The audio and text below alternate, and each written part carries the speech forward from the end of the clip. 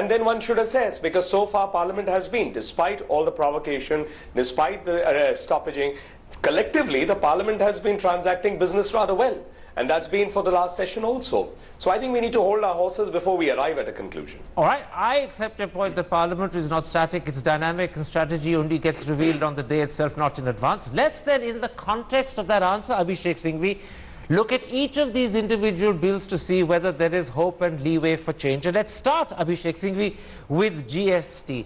Now, this requires a constitutional amendment, and the government hoped that because GST was first moved as a measure by Congress, you would support in pushing it through. But instead, Congress is insisting that GST be sent to a parliamentary standing committee first. Why have you taken that position?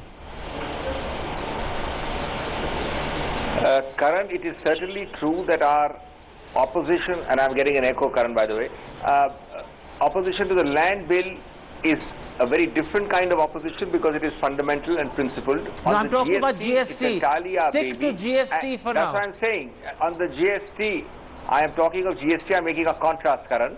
The GST matter, we are opposed to the fact that changes have been made which are not in tune either with the 2013 Standing Committee report, which has made certain specific recommendations, and with a few other issues. They are relatively much smaller, and if they are addressed, either ironed out and agreed, or addressed in a meaningful manner, there could be progress forward. But certainly, we are not giving a blank check on the GST, because between the 2011 version, the 2013 committee version, and the 2014, there are differences. Does it then follow from your answer that you're not insisting on a parliamentary standing committee, that if your small problems, as you characterize them, are sorted out, then a standing committee route could be avoided? Does that follow?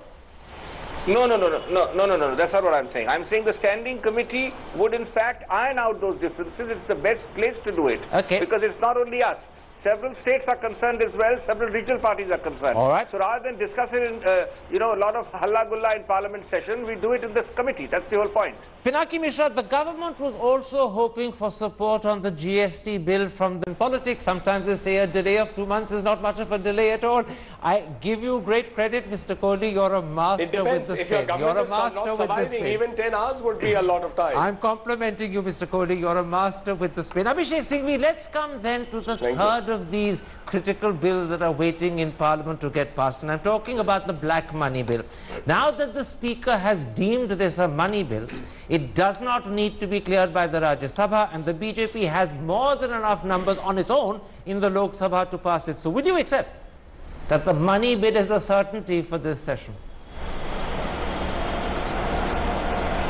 Well, I think you are broadly right in what you say on this third bill. Why broadly?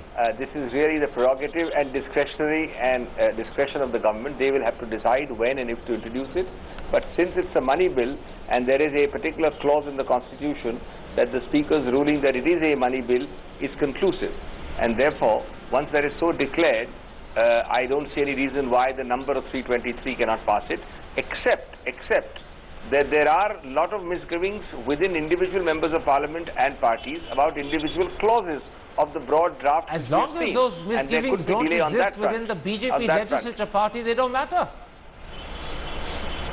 No, I'm talking about within the NDA. I'm saying within the NDA, because obviously these are clauses. You are making things. But the BJP has 282 on its own. It can pass it without even its NDA allies. That's the point I'm making. I don't think anybody in his right senses, and I think BJP still possesses that much of right senses, would want to pass it with an NDA opposition.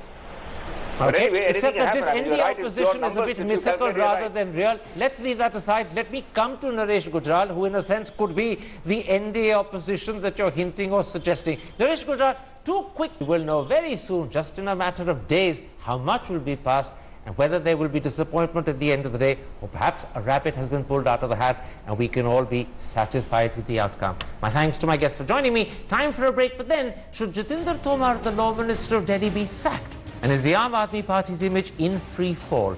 Join me in part 2 for an answer to both those questions.